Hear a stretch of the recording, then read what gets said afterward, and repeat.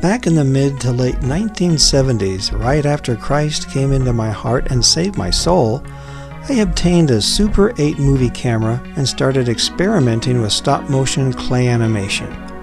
This was back in the days when you would load a film cartridge into the camera, set it up on a tripod, shoot the clay animation frame by frame, then pull the cartridge from the camera, send it off to have it developed, and after a week or two you would get your movie back to play on a movie projector. There was no sound, just silent animation.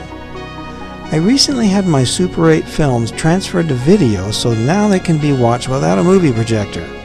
This is the first movie that stars the original Korki. Please bear with a poor focus and resolution. It was my first animated movie. Here it is.